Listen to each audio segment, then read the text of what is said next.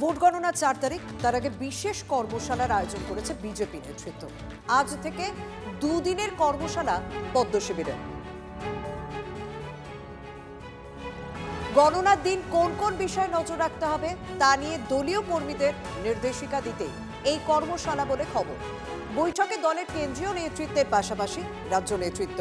ভোটের আগে আমরা দেখেছিলাম এরকমই একটা কর্মশালার আয়োজন করা হয়েছিল, যে বুথ লেভেলে ভোটটা ঠিক কিভাবে নজরদারি করতে হবে, কার কি দায়িত্ব থাকবে, সে বিষয়ে যেমন রূপরেখা ঠিক করে দেওয়া হয়েছিল। আমরা দেখছি ভোট গণনার আগেও দুদিনের কর্মশালার আয়োজন পদ্ম শিবিরে। বিস্তারিত জানাবেন, এর সঙ্গে রয়েছেন সহকর্মী প্রদীপ্ত।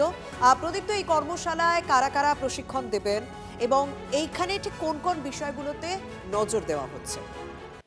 বঙ্গ বিজেপির যারা কেন্দ্রীয় নেতৃত্ব রয়েছেন এবং রাজ্য নেতৃত্ব রয়েছেন এবং যারা দীর্ঘদিন ধরে ভোট পরিচালনা করেছেন বিভিন্ন রাজ্যের ক্ষেত্রে বা এই রাজ্যের ক্ষেত্রেও, তারাই প্রশিক্ষণ দেবেন। প্রশিক্ষণের ক্ষেত্রে যে বিষয়গুলোর উপরে তারা জোর দিতে চাইছে তা হলো কাউন্টিং সেন্টার ছেড়ে যাতে কেউ, যতক্ষণ না গণনা শেষ হচ্ছে কোনো সেন্টারে, সেখান থেকে যেন না বেরোনো হয়, এবং একই সঙ্গে যে 17টি ফর্ম রয়েছে সেই ফর্মের সঙ্গে ইভিএম এর ওপরে যে অ্যাড্রেস ট্যাগ করা থাকবে সেটাকে যাতে মিলিয়ে নেওয়া হয়।